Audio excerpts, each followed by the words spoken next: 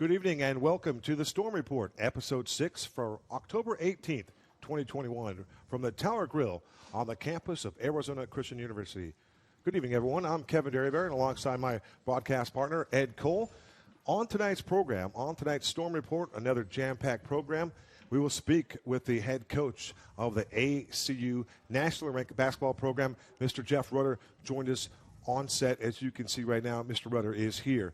We will also talk a little football on this evening's program with head coach Jeff Bowen, and we will also talk with student-athlete players Mr. Shea and Maurice Powell also joining us on the program. And we will recap a little bit with Lyon College, and we'll look ahead towards Texas College this week as well. Ed, welcome to the show. Mr. Derryberry, good evening. It's a pleasure, as always. And Coach Rutter, now in his 10th year at the helm of ACU basketball, a nationally ranked program. Mr. Coach Rutter, welcome to the Storm Report once again, my friend. Thanks for having me. Good to see you, sir. 10 years. I mean, that's a decade. You've been coaching basketball, round ball here at both campuses, so you've had the experience to be on both campuses. Congratulations on your tenure. Here it is, a decade later, you're still doing your thing. Yeah, it's been a lot of fun, just seeing a lot of growth and seeing our program get better, seeing the school grow, seeing change campuses, and all the fun additions we've had over those 10 years. You've had a few changes. We've had some great coaches. I know going back as long as I've been with the program, you have had some remarkable coaches. Too many great coaches to list here. But we lost a couple last year in Josh Cole and Trey Clarkson. So you have some new guys on the staff that to join you and Coach Vandy's, Andy. We welcome Hudson Welt and Caleb Ochin. I think Caleb spent a little time with us last year. But two new big hires, two impact hires, Coach.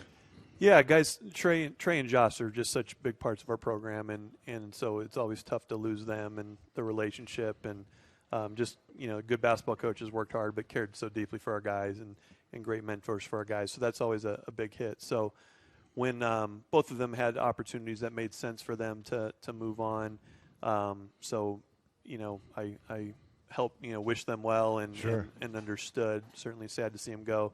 So I called several coaches that I know that I respect that do it well and have a heart for ministry, and just asked around who are the best young college basketball coaches that have a heart for the Lord and want to mentor young men. And Caleb and Hudson's name continuously came up from different coaches from across the country. So we were very fortunate to have them, both from great programs. Caleb came from Mount Vernon, Nazarene, and was played professionally and great player. And then Hudson came from Indiana Wesleyan, who we saw last year was probably the best team in the country for much of the season. Sure. So certainly great to have them and new ideas and new ways to do things. That's always good for me, just a fresh new look at things as well. Absolutely. Coach, over the decade you've been here, how gratifying is it to see?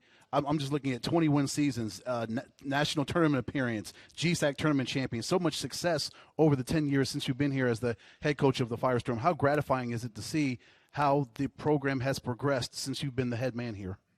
Yeah, it's been great, and that starts with an administration that helps you be successful, and as Kevin mentioned, great assistant coaches along the way, and then just a great group of players. So certainly fun to look through those years and remember those guys over the 10 years and all those special moments. But we want to just keep getting a little bit better every year. Part of that getting better is winning your own conference, the GSAC conference. For my money, arguably one of the toughest conferences in all of NAIA Division I college basketball. When you talk about Masters College and Westmont and all their history of success. And now we're talking about Arizona Christian University. Coach, you were the GSAC Coach of the Year a season ago. Congratulations on that honor. Another Coach of the Year in the Sooner Athletic Conference in the same room with us here, and Coach Jeff Bowen.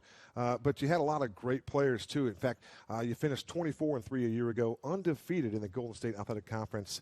After winning the championship in 2019, the tournament title in 2019, what do you attribute that success to, and how you've battled the elements of building a program and becoming one of the top teams in the conference, and really, quite for that matter, around the nation? Yeah, I think over the 10 years, I've learned a lot. I'm a much better coach than I was when I started, and I not only have assistants that are doing a great job recruiting, but just learn the types of players that I want and that I think respond to me and that I enjoy working with. So I think I've gotten better over the years at getting the right guys that are great fits for me, as well as our university. Last year we did go undefeated, and we're certainly proud of that. That hadn't been done in, I think, 20 years or something.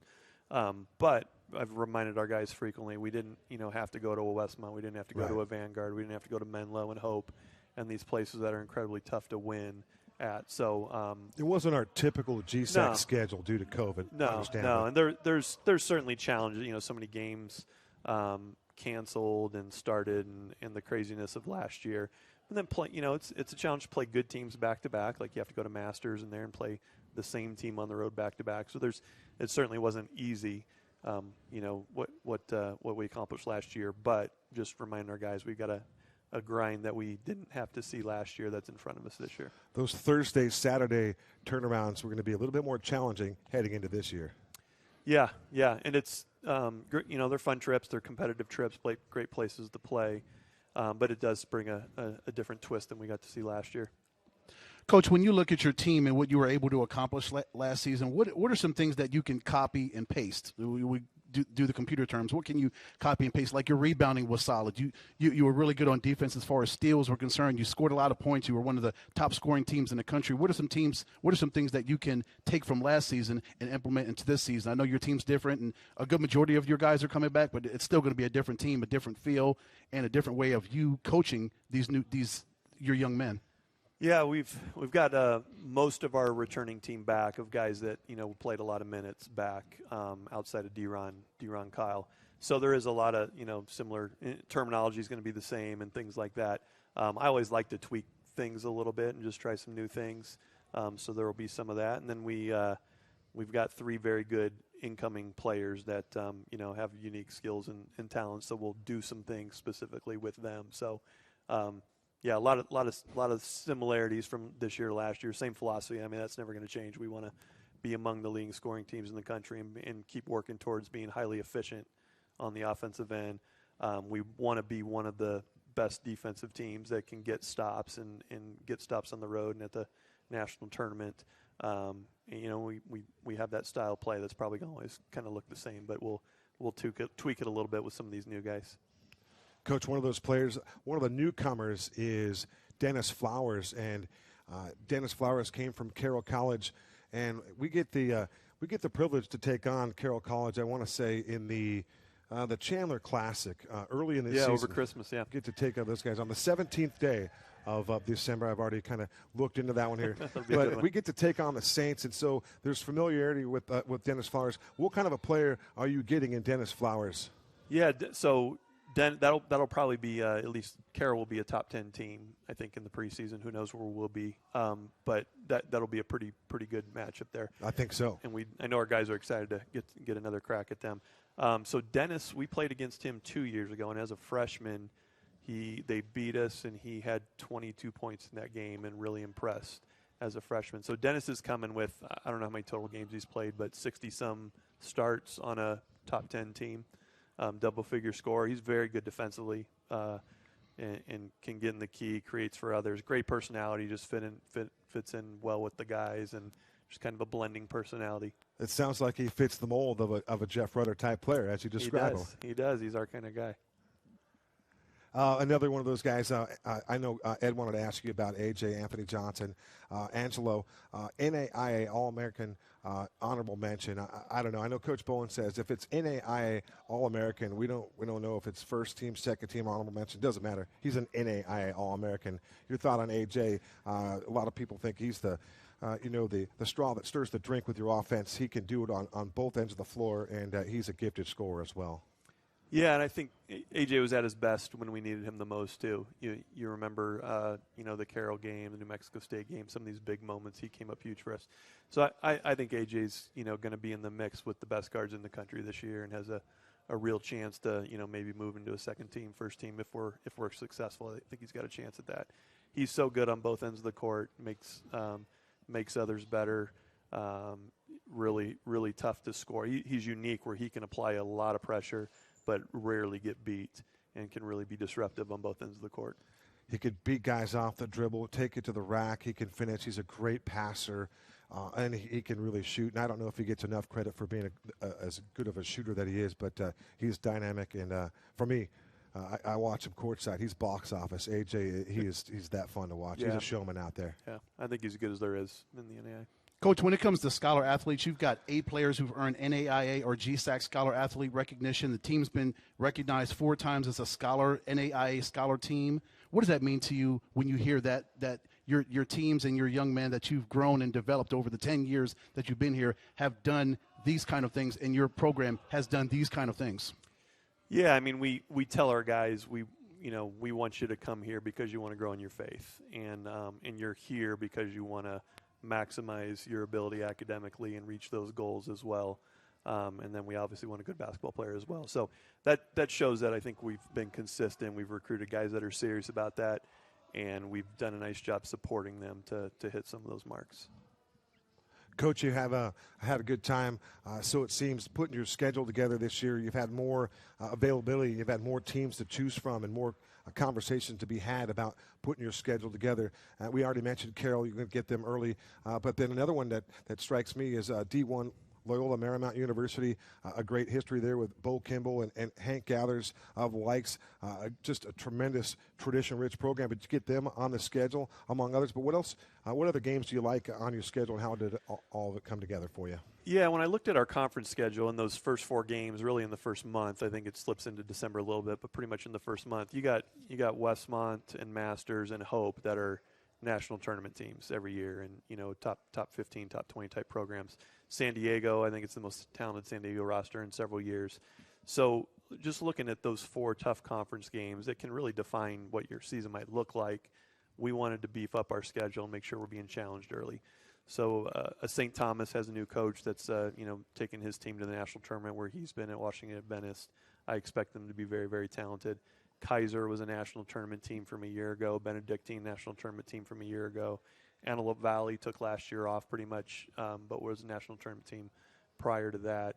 So we're going to get and then you got the local rivalries, Benue and Park and Embry-Riddle that are very good teams as well. So we're going to get challenged very early and often in that first month of the season. Coach, great segue there. ACU basketball against Arizona NAIA programs. I'm sure you've heard this a couple of times, but it's a good one.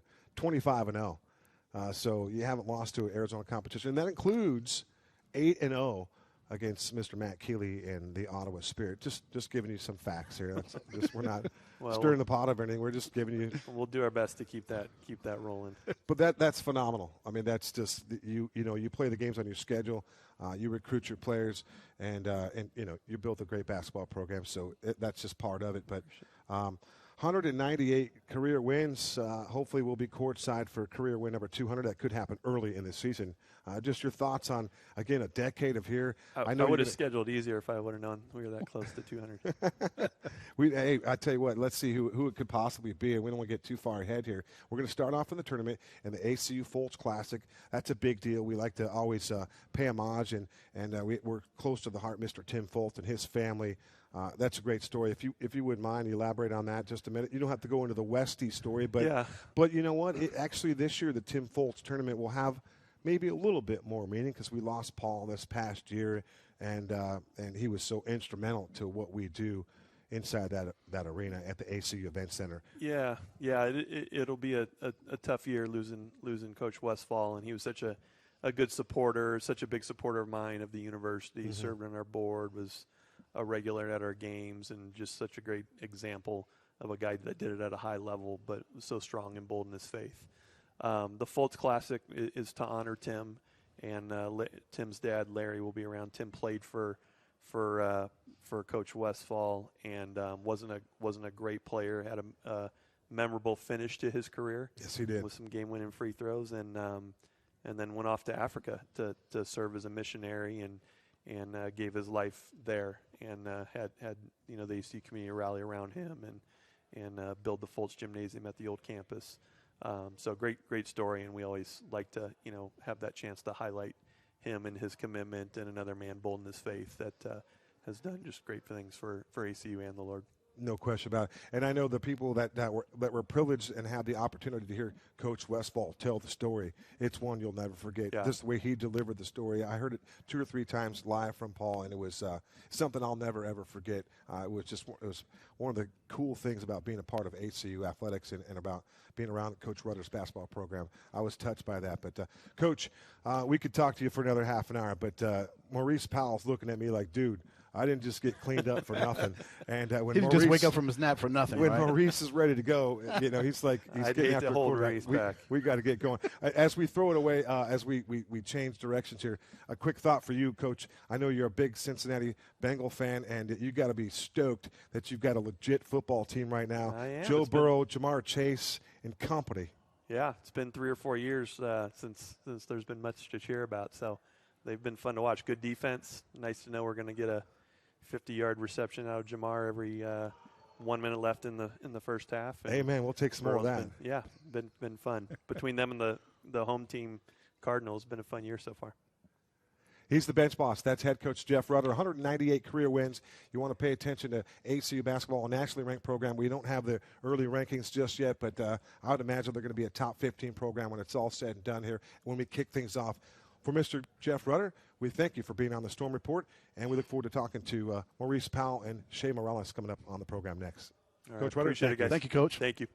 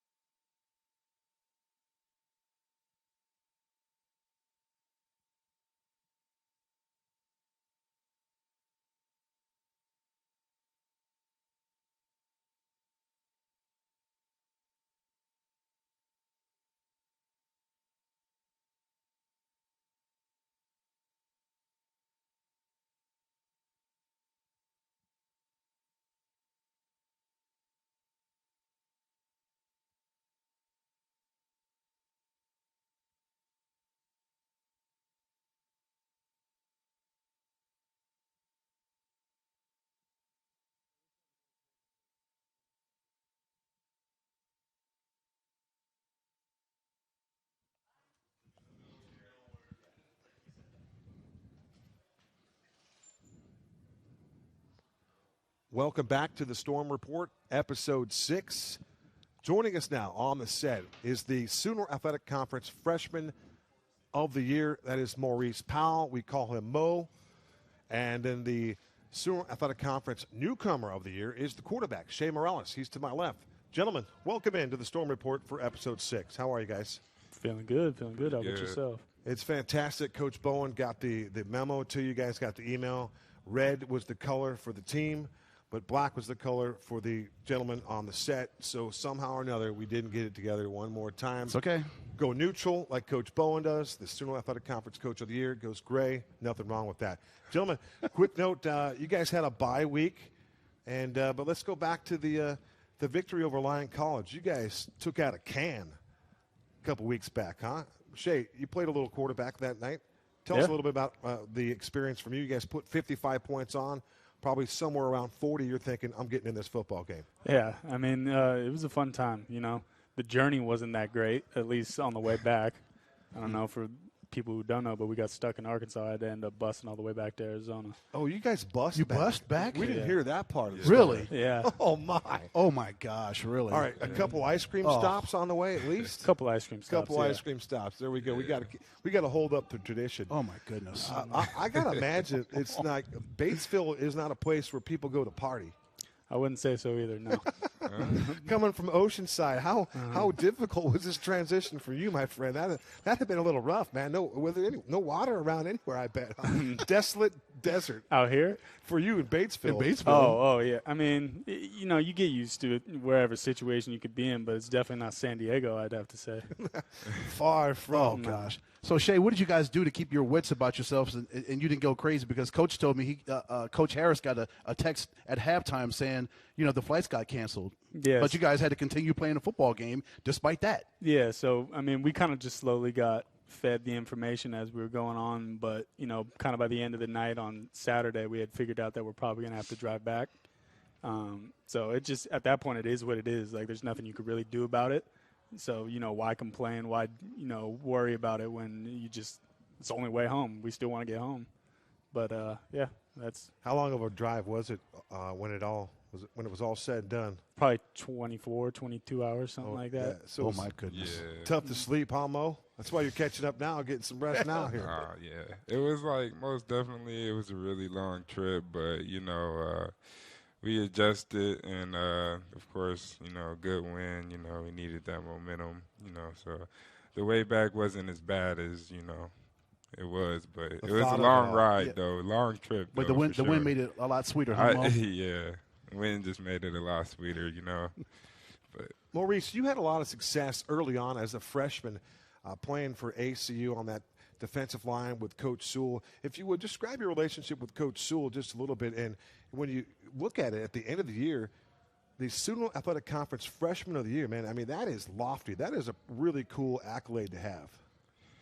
Yeah, see, I appreciate Coach Sewell and all the hard work he does, and me and Coach Sewell, we kind of got a good chemistry because he just wants guys to be aggressive, and that's what he continuously preaches. And this year, hasn't been our best year, but we got a lot of work and improving to do throughout these next 4 we got. Mm-hmm. So, with that being said, though, we got a pretty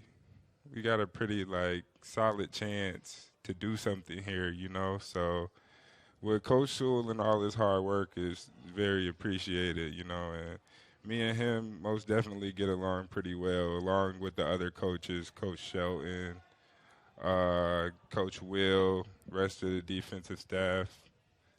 Cool guys. Does Coach Sewell talk about Jerron Green an awful lot with his examples, or is he past that stuff now? And I'm having fun with Coach Sewell because we like to talk about Jerron Green, and we'll talk about Jerron Green from now until the end of time. But right. I know every now and then he'll make some comparisons about how Jerron did some things, and I know that he's literally trying to pass on goodwill and good fortune for you guys as well with that comparison, because you guys are coming along with tremendous opportunity, maybe a jump start as far as youth and tenure here within the program. Oh yeah, for sure. And they do. He really explains it with the Jerron Green. He brings up many examples. He puts him out there for sure. He's well known. He's a great player. He was here when I was just now getting into college. So I really like the way he played. I've made it to really all the games. He was a beast. So yes, sir. Yeah, yes, they most definitely use him as an example. Like he said, I had to come in here, with some shoes to fill because that was Jerron's last year. Mm-hmm. So I just thought I'd take it upon myself to be my own player and fulfill that spot and make my legacy here now. Absolutely. So, Shea, for you, 618 yards just a couple weeks ago at Lyon. What is it about this offense, man, that is so exciting for you as a quarterback alongside Tyler to look at all the talent you have to hand off to and throw the football to? It's like unlimited talent. You could fill up pages and pages just based off the talent that you guys have at your disposal. What is it about this offense that is so exciting to be a part of, and it's so deadly? Well, I mean, we definitely got good coaching. We do drill hard every day at practice, just making sure that we're crispy and getting ready for the game each week. But, I mean, we got firepower, plain and simple. When you look at, our third, fourth leading receiver on the team, he'd probably start and be the main target at, I don't know, 70-80% of the schools in NAIA. So it's definitely helpful to have some good ballers like that on your side of the ball. But yeah, I mean, other than that, it's just hard work, getting a lot of extra work in the off season, and just doing what you can. And then, you know, also playing a full year's worth of football last year. It's not like we were out for 6-8 months with no games. We kind of just had a quick summer, regather yourself, and get right back after it. Was it tough with the readjusting to the schedule with everything happening with Kaiser? That ended in April. Then you only had a couple of months to kind of get refocused and get your bodies together, get your minds together, because, you know, 4 months later, you've got another season to start up again. Right. It was one of those seasons that you'll probably, hopefully, never have to go through again, but you guys experienced that together. Yeah, and it definitely, I think, you know, made us grow together, especially all the guys who returned. You know, all the new guys picked up on it quick, but I feel like just being constantly around each other every day for all of last year, and then, you know, just a short hiatus over the summer. You know, a lot of the guys still stayed here, and we're doing the workouts during the summer. But I think it's built good chemistry with everybody, and we've been able to keep that going into this season. You are watching the Storm Report, Episode 6, right here from the Tower Grill on the campus of Arizona Christian University. I'm Kevin Derryberry alongside Ed Cole. That's Maurice Powell, along with the quarterback, Shea Morales. Shea, I'm looking here, Avocado West League MVP, Offensive Player of the Year, 23 touchdowns, lofty numbers right here. You are a starting quarterback by trade. Right now, you're fulfilling the role as the backup on this team, which we know your mindset is, I'll always be a starter, I'll prepare like I'm a starter. How difficult is that? We always hear the cliche and the people that say those things, but when you really get down to the brass tacks, how challenging is it to be the backup quarterback, knowing that on one particular play, I got to be ready to lead this team like nothing's ever happened, like you haven't even skipped a beat? How challenging is that physically and mentally? I mean, it may be more challenging for other guys who have not experienced it, but, you know, I had similar situations for me in high school and in JUCO. Okay. So I was kind of always, you know, in the same situation where I needed to be ready no matter what, just because, you know, whether there's injury or lack of performance or whatever it was, you just need to be ready to go. So physically, I just try and stay ready, you know, being in shade, going through the plays, knowing the playbook like the back of my hand. And then mentally, you know, just be ready and just trust in God for whatever's going to happen next. From March till now, it seemed like you came into camp in better shape. Was that the case? Yeah, I probably lost like 10 pounds over this from the spring to the summer, and you know, feeling faster, feeling a little bit lighter, feeling better about myself. Isn't that funny, Ed? You got guys saying I lost about 10 pounds. I'm thinking Maurice Powell added 20 pounds of muscle in the offseason. Yes. And I mean muscle, every sense of the word. You guys both came in fantastic shape. I mean, that's just phenomenal. Maurice, second on the team in tackles right now. What is it like playing or having a linebacker like Jacob Hernandez behind you, and then having you know, a newcomer like number 99, Martin Rodriguez. Marty Rodriguez on that group, along with Deontay Dean. I mean, you've got some dudes to play next to. Yeah, most definitely. All those guys are extremely talented, and you know, playing alongside Jake, guys like Martin, Deontay, you know, those guys have motors. You know, I love playing with them, and you know, every time like Jake's on the field, he brings like a different like Jake momentum. Farrell, right? Jake Farrell? Yeah, Jake. He brings like a different momentum, you know, and he keeps guys up. Like the stuff you don't even see on the field, he keeps us up. Like he's just a real good teammate, you know, not only like on the field. And Martin is also like a younger guy, but he most definitely has potential to be one of the best D tackles that play here if he puts his mind to it, for sure. Does he ask questions, Martin? Yeah, he always asks questions. That's the thing. He's always asking me stuff, and most definitely I go back and forth with him. You know, I took him under my wing as soon as he got here. We would go over the plays, everything else, you know. Shea, so Mo is a quiet dude, reserved dude right here. How vocal in practice and on the sidelines at games? He's not this dude, right? He's got to be a different cat, right? He gets fired up when it's time to get fired. Okay. But when it's just we're just maybe just starting practice or maybe in team meetings, he's always cool, calm, and collected. But definitely on game days, you'll come see him screaming off the field, let's go, all that kind of stuff. Who's the most fiery guy out there, either side of the ball? I've seen Dante Sewell just get Hitman's got to be up there. Hitman's got to be up there, Kevin. Jacob Hernandez. Yeah. I mean, all those guys play with fire in the belly. But anybody have more fire than the next guy, or is it you, Mo Powell? I most definitely say we all bring the momentum, but out of all of us, Jake most definitely just changed the whole. He changes it, like Jake Hernandez. That is, like yes, he's so explosive when he gets out there, So he just get everybody else around him. We feed off each other energy, though. So yeah, that's what I was going to say, Mo. Yeah. When Hitman brings that energy, you can't go below that. Yeah, no, he won't let you. Not at all. He most definitely keeps me going. Like I said, like we most definitely we celebrate. We preach this too. Like we have fun when we play. You gotta have fun when you're out there, because if you're not having fun, what is you out there for, Mm-hmm. That's a good point. Yeah. It is. You got to enjoy yourself. And I know a guy that brings a little bit of intensity is this guy right over here, too. Mm-hmm. We've seen some of that intensity up close and personal. Who, Robert? Shea, my last one for you. Yeah, Robert Nielsen, one of our technical producers here, along with Timmy G. My last one for Shea, what's the favorite throw for you? You like to fade? You like to just drop back, 7-step drop, read the D, throw a bomb, an out pattern? You like to slant like everybody else? What's your go-to throw? What do you enjoy the most when you throw the pigskin? I've always liked throwing it deep.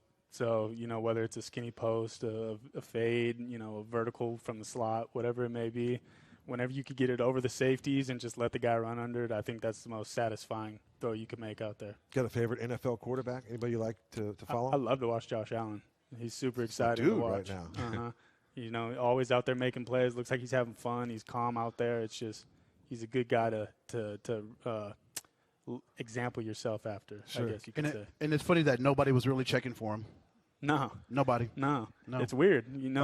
His only major offer, I think, was Wyoming. Yeah. From his JUCO. And now look at him. Yeah. One of the most overused cliches in sports is this guy was slept on.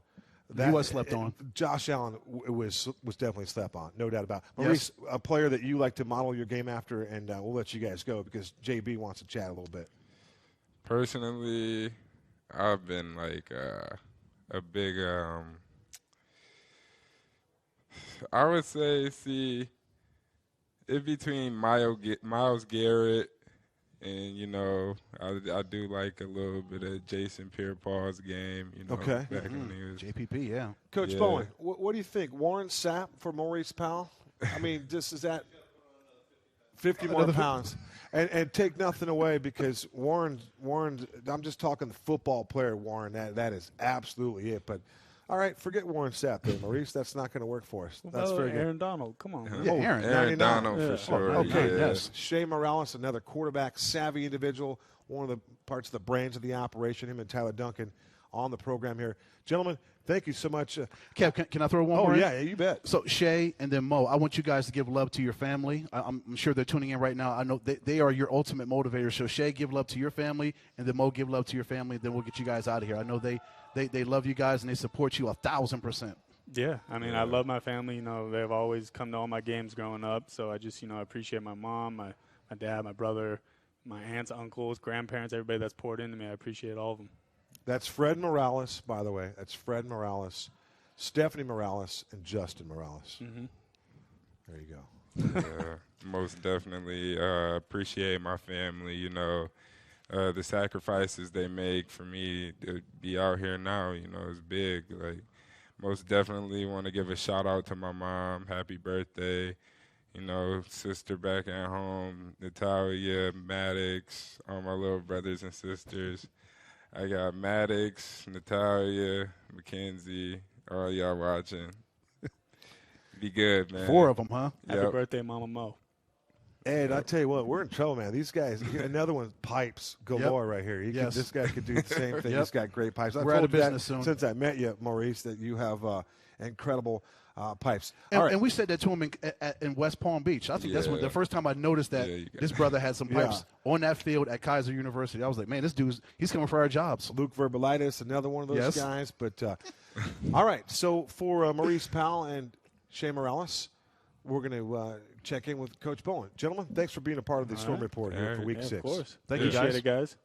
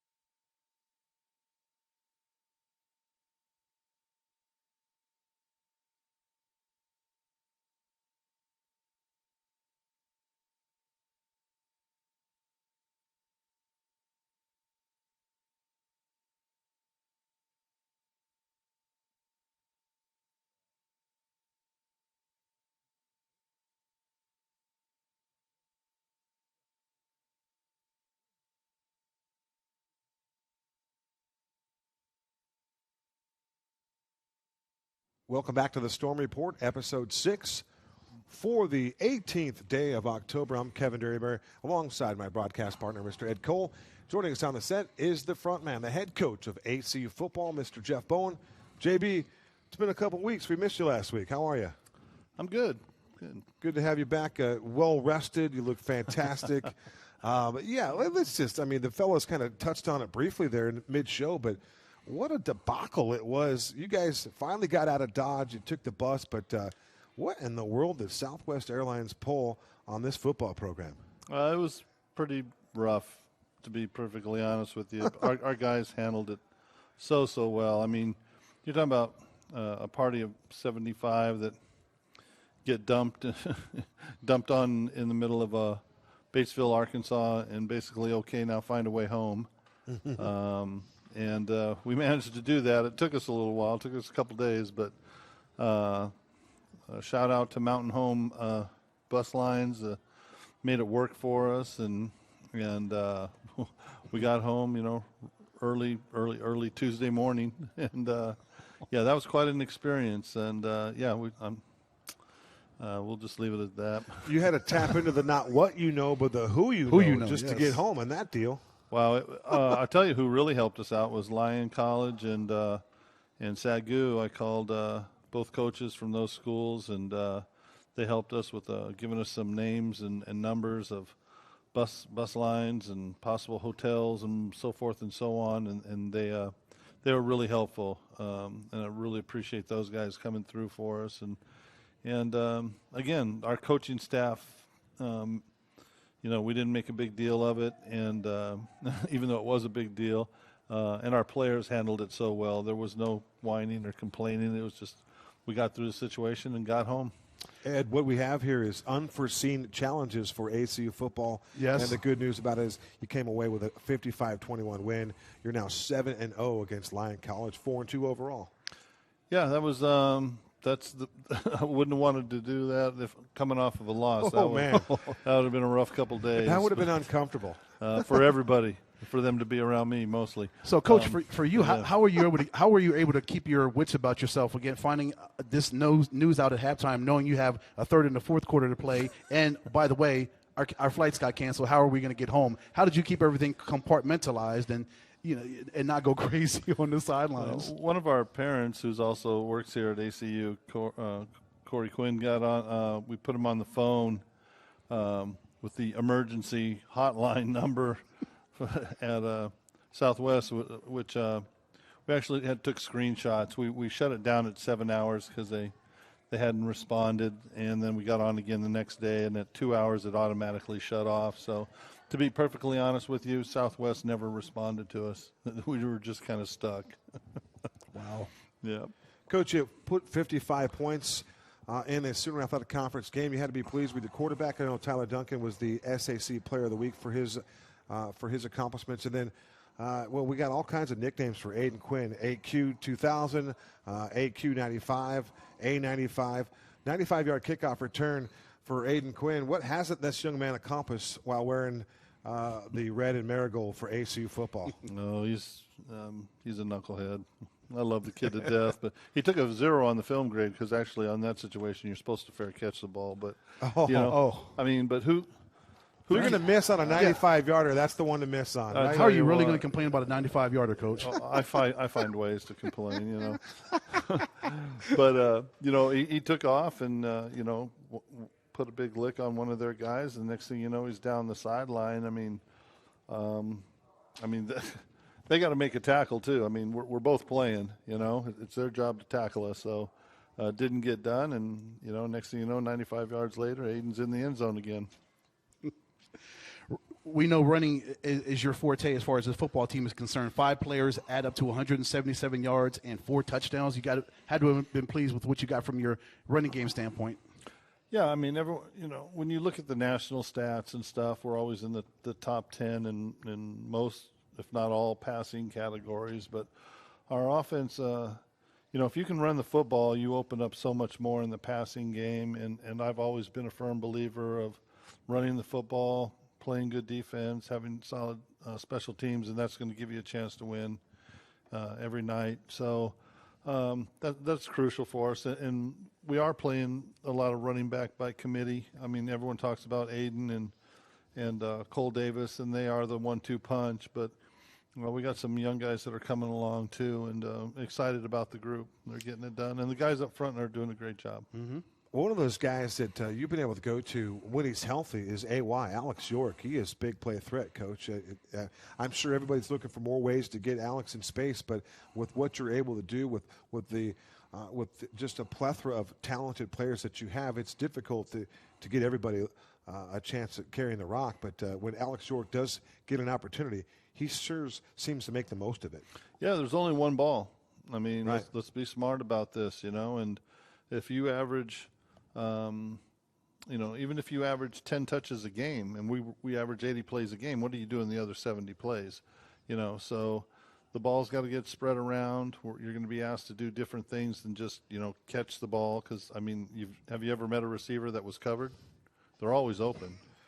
So you got to throw them the ball. They're all nicknamed 7-Eleven, right? They're all open. Always open. Yeah, they're always open, and there's always holes. The backs are like, oh, just run this play, coach. I mean, everybody wants the ball, and I wouldn't want them on my team if they didn't want the ball. So they're competitive guys, and they're getting after it, and it's one of our best offenses we've ever had here. As much as your offense went after, your defense went after it. 3 sacks, 8 TFLs. Interception and 2 pass breakups, 2 quarterback hurries. So everybody was getting after everybody on Lions' side.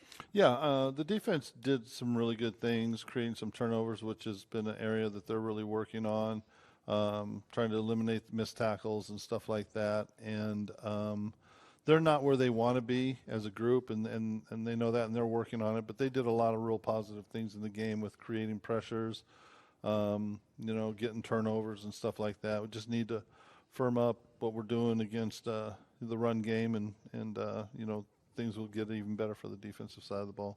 You've got Lyon College's number. You beat them 7 straight times. Now you're 7-0 against those guys.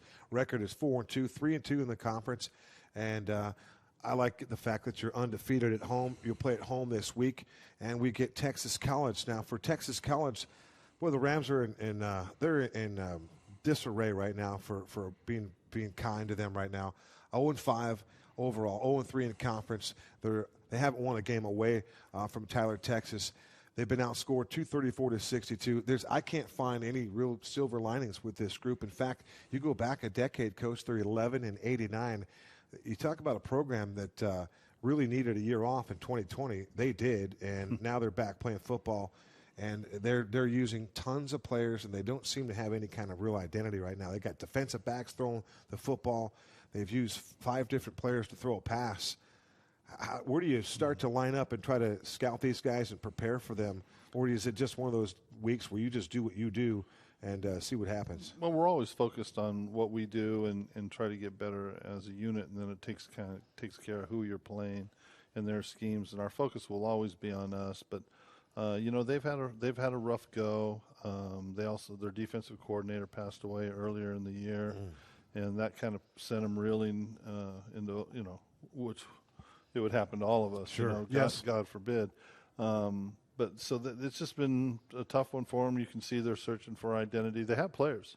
They have some players that run around. They got some defensive guys that'll hit you. They have a running back that if he gets in space, he's tough. And that's just the thing. That's the difference between one of the big differences between high school and college is even if you play a team that on paper or the record doesn't show that they're winning games, they still have college football players, and they have some good players. And if you go into the game not prepared and not focused, they can make it a long day for you, and we don't want that. We're gonna, they're gonna get the best of us, and that's I talk to guys about that all the time. Winning allows you the opportunity to work harder. So if we keep winning, then we need to keep working harder because we want to be our best, and we're going to give our opponent our best too. And it's been almost a month since we've been home playing a home game, and it's also homecoming, so that'll add even more excitement to the game against Texas College, Coach. Yeah, it's it's great to be on a campus where we can actually have a homecoming, and so that evolution of our program and our university is really special, and just the activities that go along with it, and you got to stay focused as a program and a football team because ultimately they have homecoming because there's a game. That's why they call it a homecoming football game. So we do have to go out there and play. Captain Obvious checking in one more time for us here. I mean, let's keep it real here. Everyone shows up on that Saturday to watch a football game, and alumni show up and they want to feel good by the end of the day, and we hopefully we provide that feel good Saturday afternoon. Coach, we're talking about the wide receivers. We don't have any diva wide receivers, but in the National Football League, there has been a good group that we would call or refer to as a diva type wide receiver. Randy Moss, Terrell Owens, Chad Ochocinco all come to mind.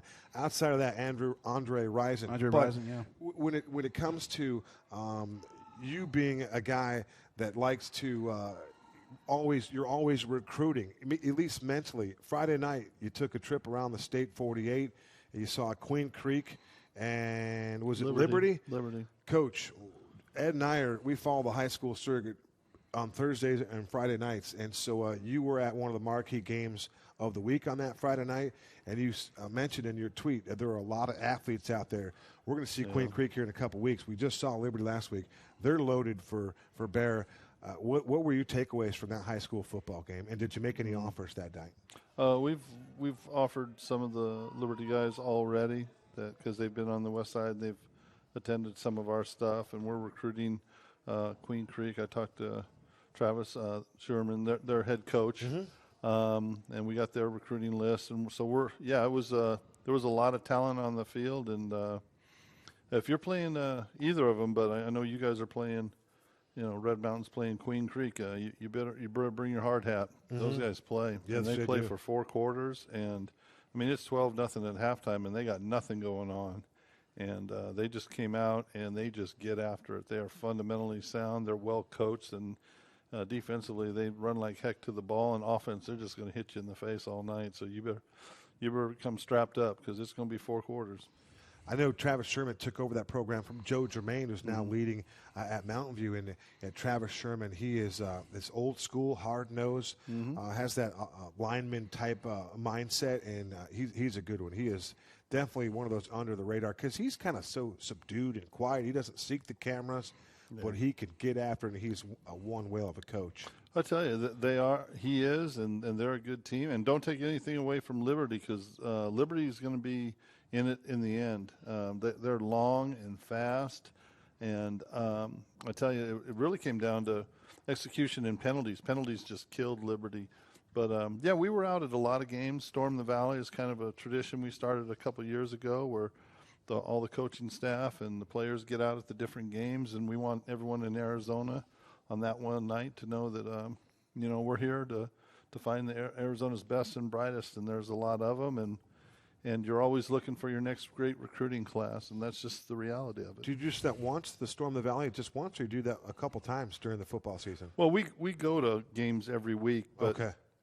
The big one is Storm the Valley, where we hit as many, if not all, of the 6A, 5A, 4A games within the Valley, and then we try to get to the select 3A, 2A games that we have enough players or coaches to get to, because we want to hit them all in one night. Not quite the Todd Graham helicopter days, right? Not quite like that. I don't have a helicopter, but my wife does drive me around. Neither did Todd Graham. But Storm the Valley, my wife drives me around. I'm keeping up. I'm doing my stuff on the phone, and she's driving me to the different games. And as long as I take her out to dinner after the game, she's a happy camper. You're golden, huh? That's right. So he has a helicopter. I ride around in my wife's. We just did a Basher game against Mountain Point on Thursday night against Mountain Point, and I think you have offered several athletes. I want to say for sure on Basha, maybe a handful for Mountain Point as well. Yep. Jordan Huff, a wide receiver, was one guy that came to mind. Long, athletic, can run like the wind, and the kids that we see you going after, Ed and I are like, wouldn't that be fun to get this young man over here? Yeah, the Mountain Point's got an offensive lineman that we've offered, and also a cornerback that we really like. It's got to be named Amir. Everyone over there is named Amir at that Mountain Point. Amir Boyd Williams, yeah. Amir Boyd Matthews. Yeah. Then Amir Williams, yes. They have some players, and Coach Lauer's getting it going back in the direction that they were in the Norris Vaughn days. In the Norris played another hard-nosed old school football coach, and great coach. Yeah. So Coach Lauer's going to get him going in the right direction. You can see that already, and he's doing it the right way. Good, strong Christian man who's a friend of ours. In fact, he was going to coach with us before he had a high school job. So he's only in his second year, so he's already kind of tweaked things over there and started to put his stamp on that culture over there. They'll get him going. And Bash is loaded. They got a lot of talent. So, yeah, we're trying to keep up with them and as many as we can, and get as many ones that are fits for our university here. And we're not. People go, you want the best player, and I said, my philosophy is I don't want the best player. I want the right player. Sure. And if you get a bunch of those, then you're going to be successful. Coach, that should be repeated, because there are many, many student athletes that are on social media right now that they believe that 35, 40 offers from D1 schools is just, that's what they're looking for, right? And, who wouldn't want someone to have that kind of success and that kind of opportunity to choose from 40 Division I schools? But you only need one fit. That's the number one rule. Wrong 40, mentality. 50, doesn't matter. One that fits for you, and that's a winner. We tell that to kids and parents all the time. We don't get them all, and to tell you the truth, I don't want them all. I want the ones that are supposed to be here. I'm not looking for the kid who's got 40, 50 offers on Twitter. I'm looking for the kid who wants a quality education, grow in his faith, and be a part of a special football program. And those are the guys that we're looking for, and we found a bunch of them, and we're going to find a bunch more, and we're going to keep this thing rolling. Every guest we've had on the panel has been top-notch. The privilege and the it's just been ours, man. We just had a good time talking to your players, Coach, and it's so cool to see, that not necessarily the chip off the old block, but just when they emulate you in some capacity, they don't even know it. They're just doing it because they've been hanging around you for so long. Mm-hmm. It's just kind of cool to see how you've ingrained a little bit in them, and well, hopefully, they like you, Coach. Hopefully it's the good stuff. I love them to death too, And there's. Hey, coaching is my lifeblood. I love doing it,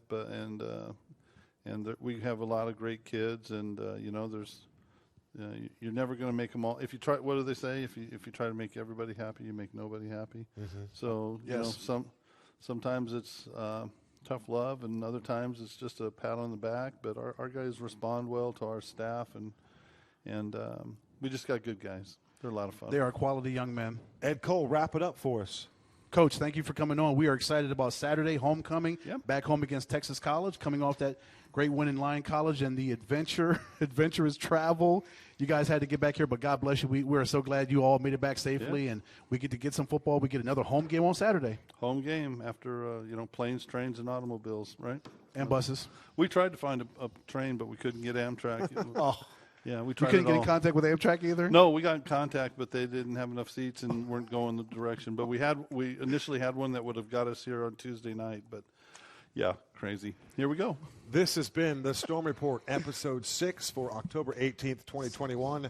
He's Ed Cole. That's the front man of the program, Jeff Bowen. I'm Kevin Derryberry. Special thank you to Tim Gosa, the man behind the scenes, along with Robert Nielsen. And thank you at home and our global viewing audience for watching the Storm Report. Until next time, so long for now. Roll Storm.